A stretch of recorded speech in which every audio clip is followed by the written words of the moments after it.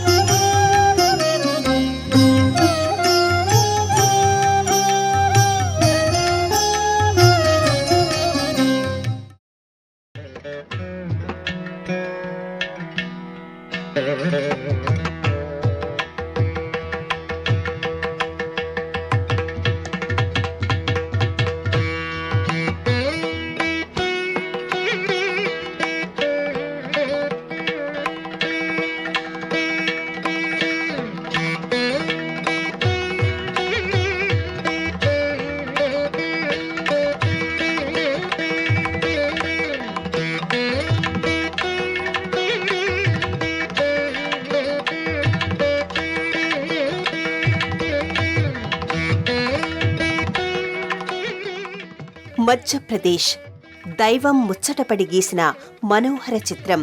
ప్రకృతి ప్రేమించిన ప్రదేశం. జానపద కథల్లో ఎక్కువగా కనిపించే ఉజ్జయిని ఇదే. అందంగా వినిపించే అవంతిక ఇదే. ప్రాచీన కాలంలోనే వైభవం తెలిసిన ఈ నేలపై ఎన్నో రాజవంశాలు తమ శౌర్య ప్రతాపాలను పరిగెత్తించాయి.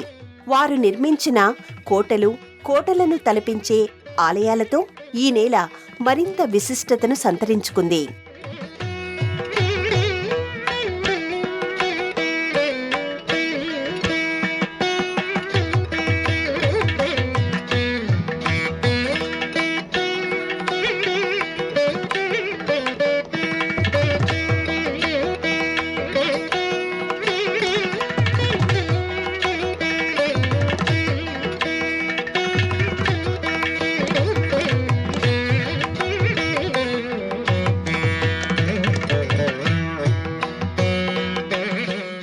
చంద్రగుప్త మౌర్యుడు, అశోకుడు కాలంలో వారి రాజ్య భాగాలలో ఒకటైన మధ్యప్రదేశ్ ఆ తర్వాత కాలంలోనూ తన ప్రత్యేకతను చాటుతూ వ్యాపార కేంద్రంగా విలసిల్లింది.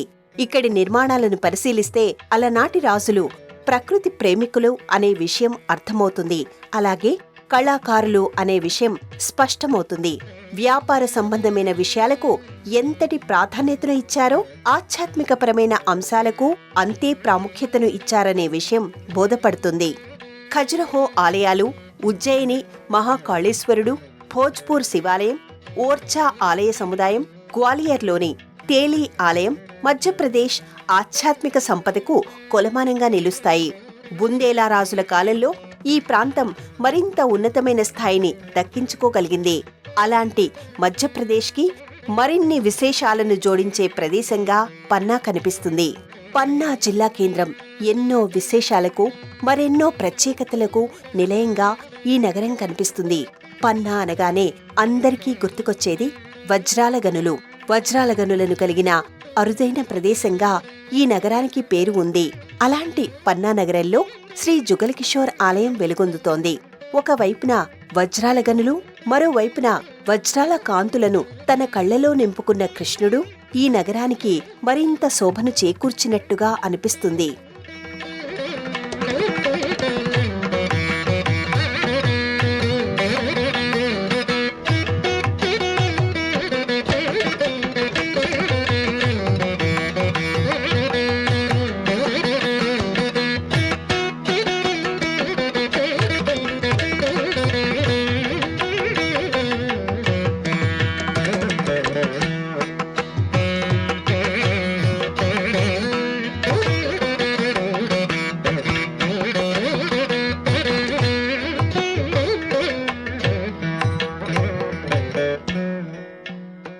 పన్నా నగరంలో నివాస గృహాల మధ్యలో విశాలమైన ప్రదేశంలో నిర్మితమైన ఆలయం ఇది.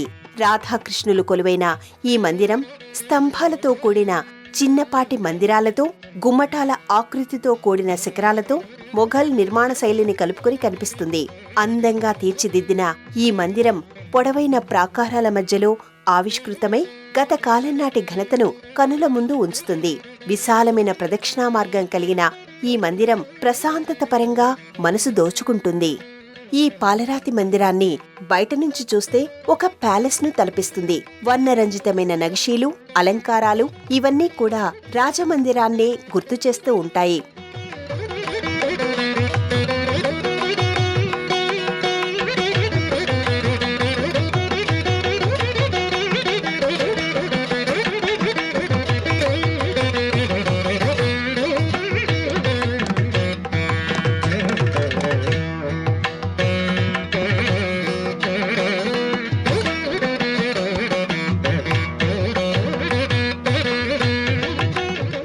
ప్రధానమైన ఆలయానికి ఎదురుగా హనుమంతుడి మందిరం కనిపిస్తుంది. గద, సంజీవని పర్వతాన్ని కలిగి ఉన్న ఇక్కడి హనుమ భుజాలపై రామలక్ష్మణులు కూడా కనిపిస్తారు. ఒక రకంగా హనుమంతుడే ఈ ఆలయానికి క్షేత్ర పాలకుడు అనుకోవలసి ఉంటుంది. ముందుగా హనుమ దర్శనం చేసుకున్న తర్వాతనే భక్తులు ప్రధానమైన మందిరం దిశగా కదులుతారు.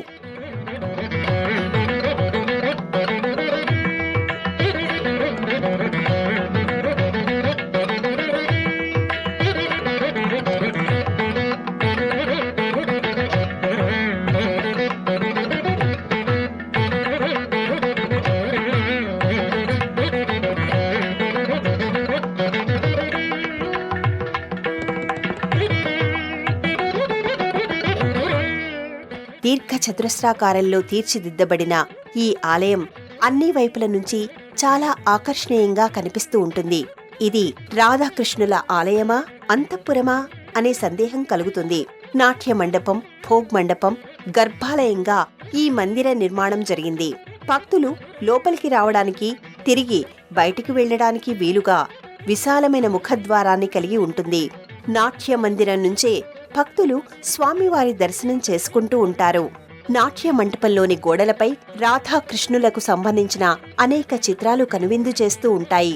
గోపికలతో కలిసి రాస చేస్తున్న బృందావన కృష్ణుడికి సంబంధించిన ఈ చిత్రాలు మనసు గోడలపై అలా నిలిచిపోతాయి.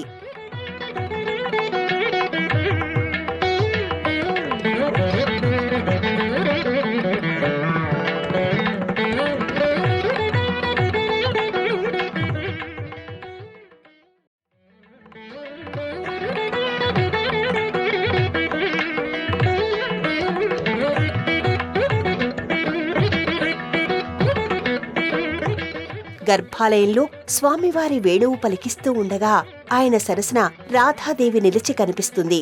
వెండి వేదికపై గల ఈ మూర్తులు వర్ణరంజితమైన వస్త్రాలతో మంత్రముగ్ధుల్ని చేస్తూ ఉంటారు. ప్రేమ అనే రెండక్షరాలకు నిదర్శనం ఏదైనా ఉందంటే అది రాధాకృష్ణులే. రాధ పిలుపు కోసం కృష్ణుడు, ఆయన వేణుగానం కోసం రాధ నిరీక్షించటంలోనే తన్మయత్వాన్ని పొందే అనురాగం వారిది. ఒకరి కోసం ఒకరు, ఒకరి లోకం ఒకరు అన్నట్టుగా వారి ప్రణయ ప్రయాణం సాగింది. అందుకే అందానికి, బంధానికి అసలైన ప్రతీకలుగా రాధాకృష్ణులను గురించి చెప్పుకుంటూ ఉంటారు.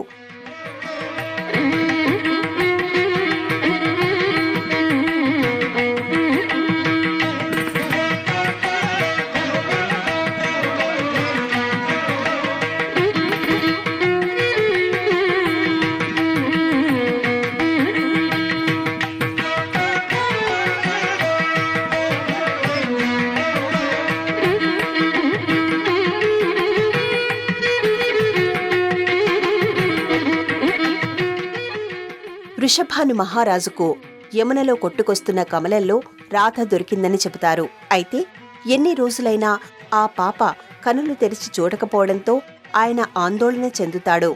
ఒక రోజున నందుడితో పాటు బాలకృష్ణుడు కూడా వృషభానుడి ఇంటికి వస్తాడు.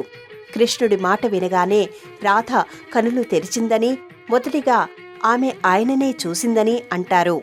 రాధాకృష్ణుల బంధం ఈనాటిది కాదని చెప్పడానికి ఇదో నిదర్శనం. కృష్ణుడి మూర్తిని నల్లని శిలతో మలిచారు. విశాలమైన నేత్రాలను కలిగిన స్వామి చిరుమందహాసాన్ని చిందిస్తూ కనిపిస్తాడు. ఇక రాధమ్మవారు చక్కని చందమామను చెక్కి నిలబెట్టినట్టుగా ఉంటుంది. కలువల్లాంటి కళ్లతో, ముక్కెరతో కన్నయ్య అందానికి ఎంతమాత్రం తీసిపోకుండా ఉంటుంది. చక్కదనానికి చిక్కనైన ఉదాహరణగా నిలుస్తుంది. గర్భాలయ దృశ్యం రాధాకృష్ణుల రస జగత్తులోకి మనలను తీసుకుని పోతున్నట్టుగా ఉంటుంది.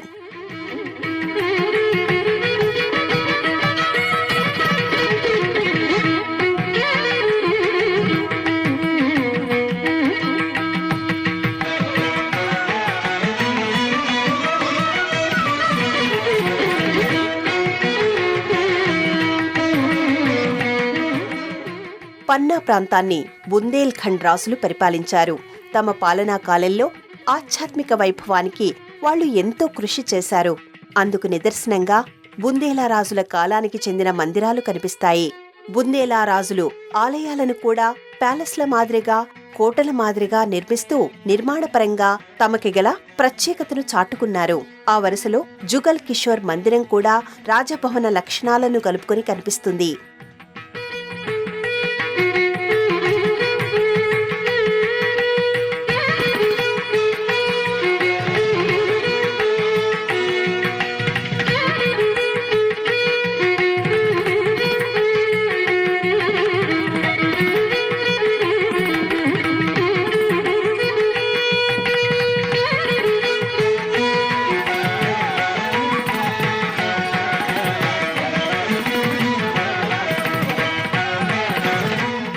పన్నా ప్రాంతాన్ని ఎక్కువగా ప్రభావితం చేసిన రాజుగా బుందేలా రాజ్పుత్ రాజు ఛత్తర్సాల్ పేరు చెబుతారు. ఆయన కుమారుడు హార్డే-షా కూడా తండ్రి వారసత్వాన్ని కొనసాగించాడు. ఆ పరంపరను పాలనాపరంగా, ఆధ్యాత్మిక పరంగా కొనసాగించిన రాజుగా హిందూపత్ సింగ్ పేరు వినిపిస్తుంది. 4వ బుందేలా రాజు హిందూపత్ సింగ్ ఈ ఆలయాన్ని నిర్మించినట్టుగా చరిత్ర చెబుతోంది. 1758, 1778 మధ్యకాలంలో ఈ ఆలయాన్ని నిర్మించారు. అయితే ఇక్కడి జుగల్ కిషోరుడి వెనుక ఒక ఆసక్తికరమైన కథనం ఉంది. ఈ కథ బృందావనం మీదుగా ఓర్చా వెళ్లి పన్నా నగరానికి చేరుకుంటుంది. స్వామి హరిరామ్ వ్యాస్ శ్రీకృష్ణుడి భక్తుడు. కృష్ణ భక్తులైన హరివంశ్, హరిదాస్, హరిరామ్ వ్యాస్ను హరిత్రయంగా పిలుచుకునేవారు. శ్రీకృష్ణుడి ఆరాధనలు తరించిన రూపగోస్వామి, వల్లభాచార్య, చైతన్య మహాప్రభు సమకాలికుడు ఆయన. అలాంటి హరిరామ్ వ్యాస్కి ఒక రోజున స్వప్నంలో కృష్ణుడు దర్శనమిస్తాడు. బృందావనంలోని కిషోర్ వాన్కు ఈ ప్రదేశంలోని బావిలో తన మూర్తి ఉన్నట్టుగా కృష్ణుడు చెబుతాడు. తనని వెలికితీసి ప్రతిష్ఠించమని కోరతాడు. మాఘశుద్ధ ఏకాదశి రోజున ఆయన ఆ మూర్తిని బావి నుంచి వెలికితీస్తాడు. ఈ సమాచారం ఓర్చా మహారాజు మధుకర్ షాకి తెలుస్తుంది. స్వామివారి మూర్తి లభించిన ప్రదేశానికి చేరువలోనే ఆ స్వామిని ప్రతిష్ఠించడానికి మధుకర్ షా ఒక మందిరాన్ని నిర్మిస్తాడు. బృందావనంలోని కృష్ణుడిని ఎంతో మంది భక్తులు సేవించి తరించారు. వాళ్లందరికీ కృష్ణుడు ప్రత్యక్ష దర్శనం ఇవ్వడం ఇక్కడి విశేషం. గోపాల భట్టు గోస్వామికి సాక్షాత్తు కృష్ణుడే తన శాలిగ్రామాన్ని ఇచ్చాడు. ఆ తర్వాత ఆ శాలిగ్రామానికి ముక్కు, చెవులు మలవడం కృష్ణలీలా విశేషం. ఇక అనునిత్యం గోవర్ధనగిరికి ప్రదక్షిణ చేసే రూపగోస్వామికి కృష్ణుడు బాలుడి రూపంలో దర్శనమిస్తాడు. ఒక నల్లని రాయిని ఇచ్చి దానిని గోవర్ధనగిరిగా భావించి పూజించమని చెబుతాడు. పగిలిపోయిన ఆ రాయి లోపల ఆవు పాదముద్రలు ఉండటం మరో విశేషం. అలాగే నిధివల్లో స్వామి హరిదాస్కి కృష్ణుడి విగ్రహం లభించింది. ఆ విగ్రహం ఎన్నో విశేషాలను చూపించిందని చెబుతూ ఉంటారు. అలాంటి ఈ ప్రదేశంలో లభించిన కృష్ణుడికి మధుకర్ షా ఆలయాన్ని నిర్మించి నిత్య పూజలు జరిగే ఏర్పాటు చేశాడు.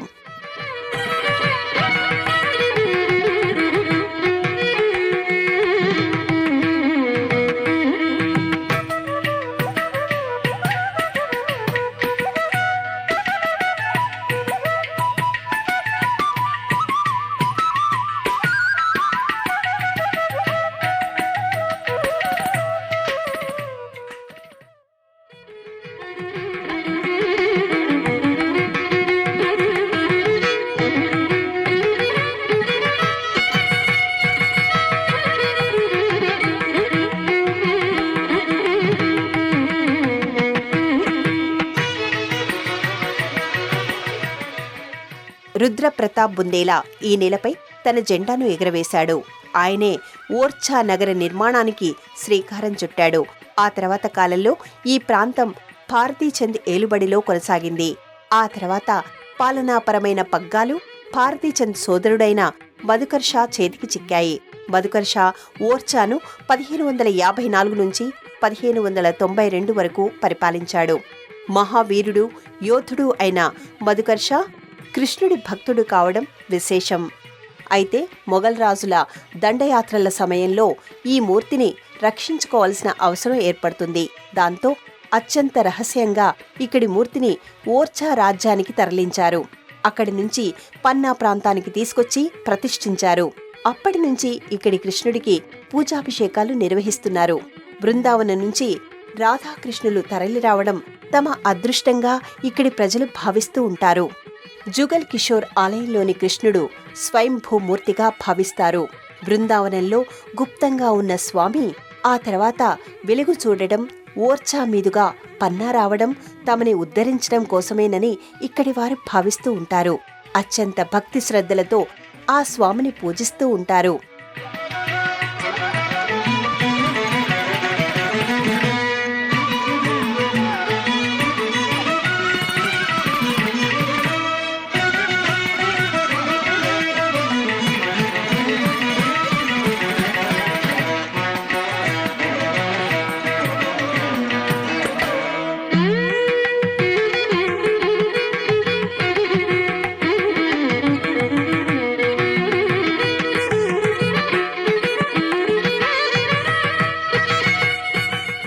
శ్రీకృష్ణ జన్మాష్టమి, హోలీ పర్వదినాలను ఎంతో వైభవంగా నిర్వహిస్తూ ఉంటారు.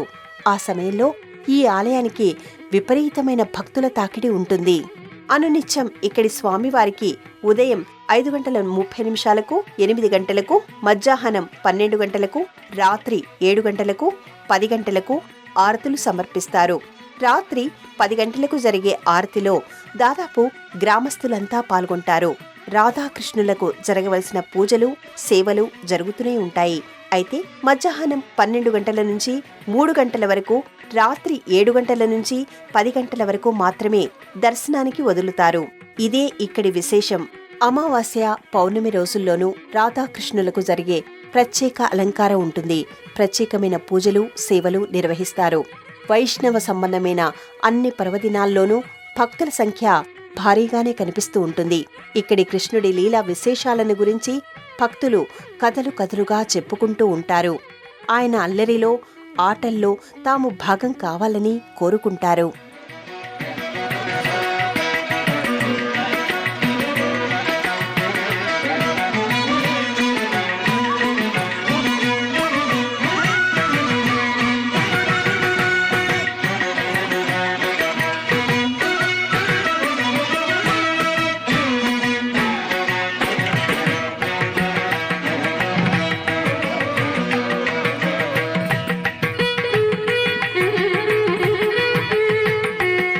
జుగల్ కృష్ణ మందిరం ప్రాంగణంలోని ఒక మందిరంలో శివపార్వతులు దర్శనమిస్తూ ఉంటారు.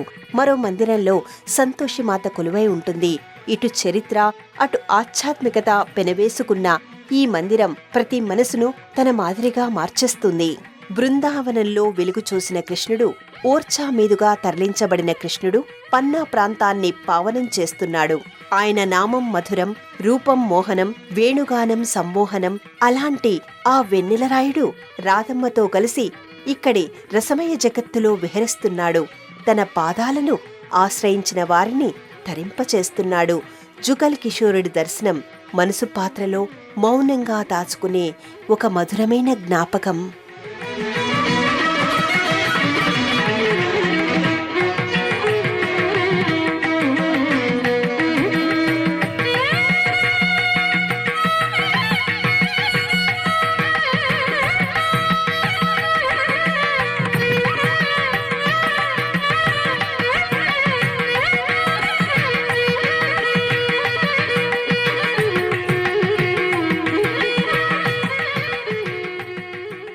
దేశంలోని అన్ని ప్రధానమైన నగరాల నుంచి ఖజ్రహోకి రోడ్డు, రైలు, వాయుమార్గాలు ఉన్నాయి.